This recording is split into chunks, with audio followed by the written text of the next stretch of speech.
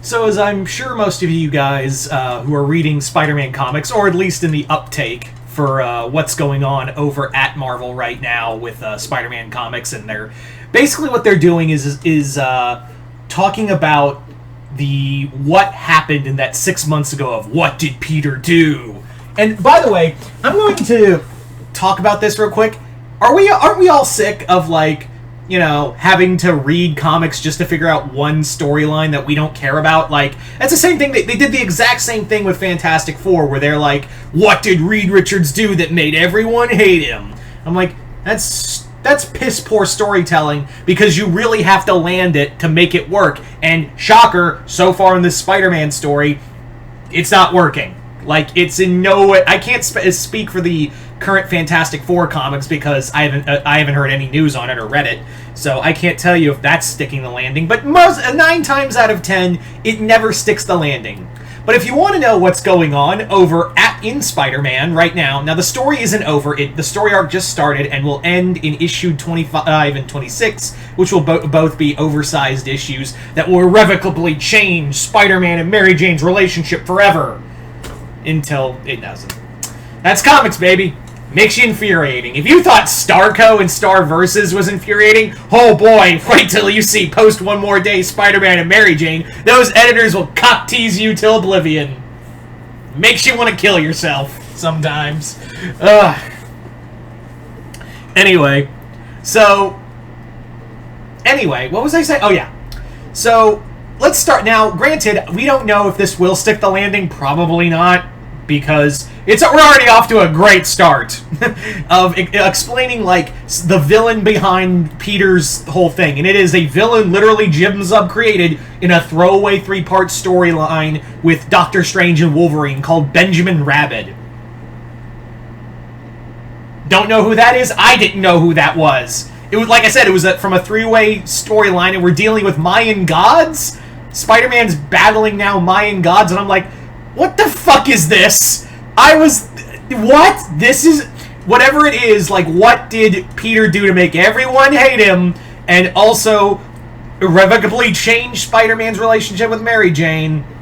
It deals with a villain literally everyone forgot, back in Spider-Man 555 through 557. Yes. What? So, let me just... so this video is basically talking about how you could have done this and made it work on so many levels. This could have been so much better, or at least more palatable. At the very least, more palatable as to why Spider-Man and Mary Jane's relationship is off, and why Spider-Man and Osborn... I'll get to Osborn in a second. Spider-Man is kind of disliked among the Marvel Universe. So, basically, what I was hoping for, and it would have made way more sense, is that how I would have done this. If I was tasked to write, okay, you're gonna do a storyline that's gonna be for 20 issues. You're gonna write a Spider-Man comic that Spider-Man did something really bad, but we don't know, and there's a 6-month gap where 6 months ago Spider-Man did something really bad, and you're gonna write what happened. And I'd be like, okay.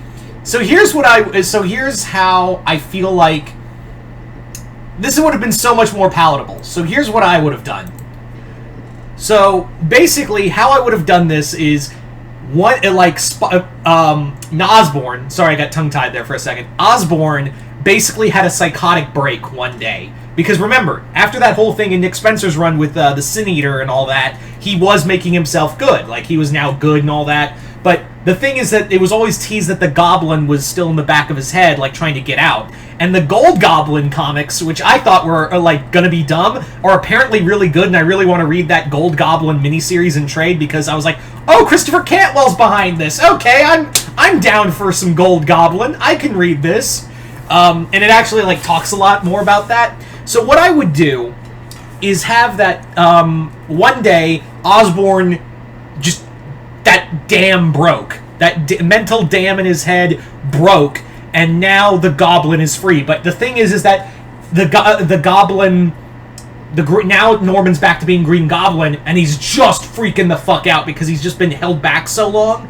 He's just been, held back by Osborn for so long that this Goblin is just psychotic. And I'm not talking like, ha ha ha, I'm crazy. It's more like I'm fucking killing everyone in the moment I see them. So it's just Goblin, like, just flying through the city, like, just throwing pumpkin bombs after pumpkin bombs and just killing people down below and attacking Spider-Man right in his apartment with Mary Jane. And he's like, "Hi, Pete." So Spider-Man, he changes into his Spider-Man costume, and the two fight. And from there, the battle is so intense. And you may be thinking, well, we find out what happened is that Spider-Man somehow caused a crater that killed a lot of people. What happened? Well, I don't really know exactly how that would go. I really am not sure how you could have, maybe it lead to a nuclear power plant or a power plant system, or it just goes into like a laboratory and they just cause like a scientific explosion in like a Stark. There's enough explosive doohickeys just laying around in New York City in the Marvel Universe that literally you could just breathe on something and it'd explode, for God's sake.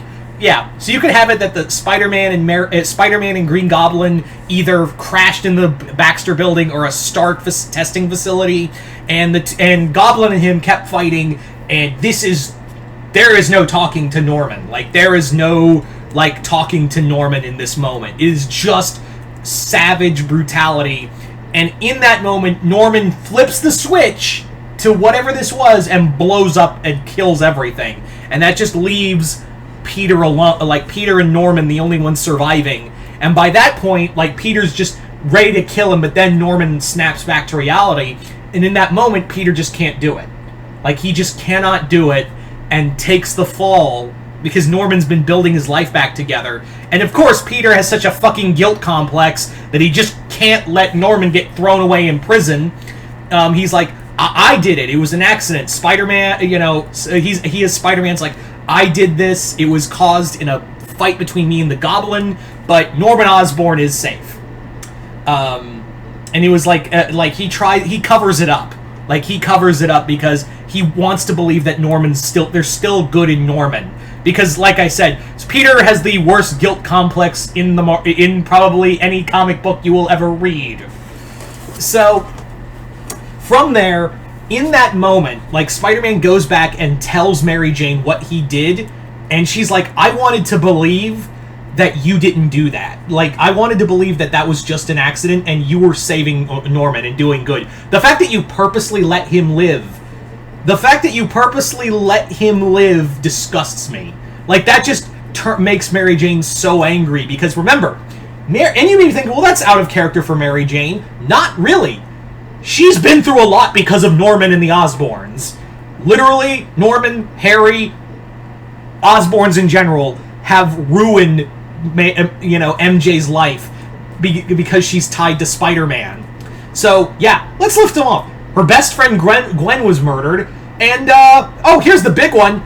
Norman murdered their daughter. Like, Norman murdered her and Peter's daughter. Do you guys remember that?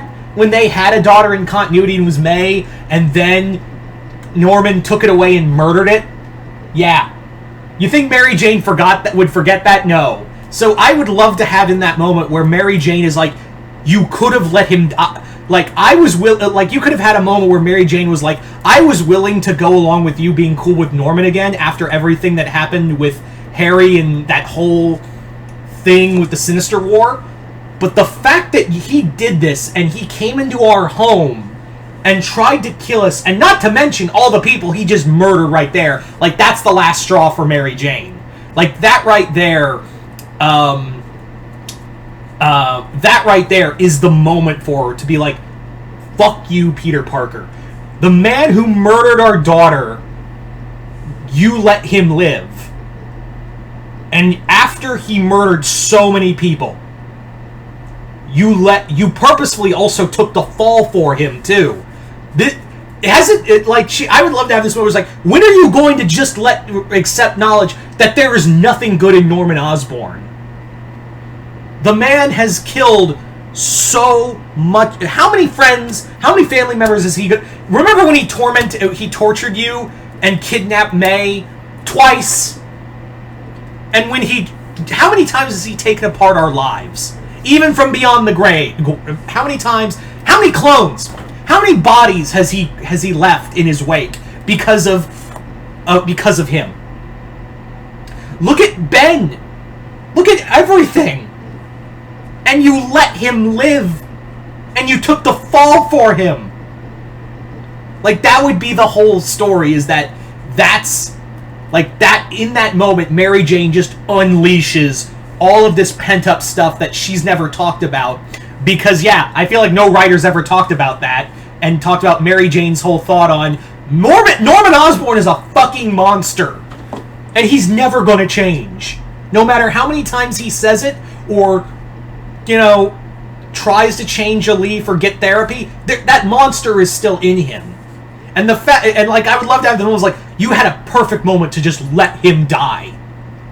Or at least go to prison. And you took the fall for it. And in that moment, that's when Mary Jane's just done. Like, that's the moment right there.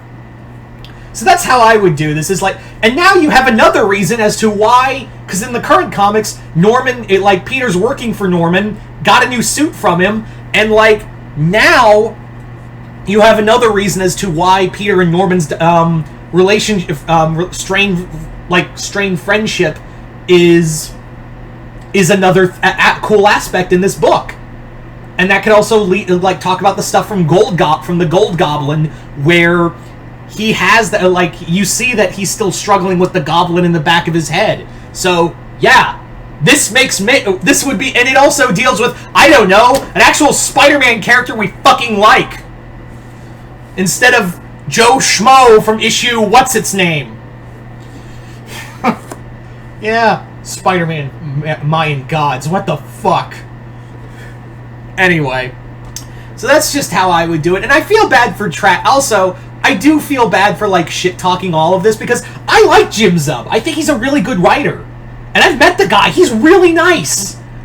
We had a great moment. I've told this story from MegaCon before, but when Chris and I, Mount Vernon kid, met, last year when we went to MegaCon, we met Jim Zub, and we had a great time because I was cosplaying Scarlet Spider. And basically he was like, oh, you know, I really liked writing Ben. And I'm like, hey, and he's like, can I ask you a question? And he's like, yeah. Can I, can we do a picture of me, throttling you for, because now Peter because Ben at that point was becoming Chasm and Zub had a hand in, and he'd be like, oh, that's awesome. So there's a picture, and I'm sure Chris has it somewhere, of me pretending to strangle Jim Zub while he's all like, ah. And he was really nice about the whole thing. He was really cool. And I really hate shitting on this whole thing, but it's just so fucking stupid. And I have a feeling it's not totally Zub's fault, because, I know the editors are probably breathing down his neck like a falcon with a bullwhip in its talons. So, I can't fully blame him, but I can blame editorial a lot. So, this feels like a better story than, something to do with a F-list villain coming out of nowhere and Mayan gods, apparently. But again, we don't know the whole story. Maybe it'll change. Who knows? All I know is, if you had to do this, if you had to split up Mary Jane and Peter again, here's how you could have done it better. Just saying. But what do I know? I'm just a fan. What do I know? I'm just a fan. So, yeah. So, you guys tell me in the comments below, what did you guys think of this plot idea? Did you guys like it? Do you guys hate it? Do you think it could have been better than what we got? Or are you interested to see where this goes with this whole Benjamin Rabbit storyline? That's a sentence I just said. Anyway, just comment below, let me know. Once again, I hope you all enjoyed this. I'm Mr. Multiverse. I'll see you next time in Multiverse.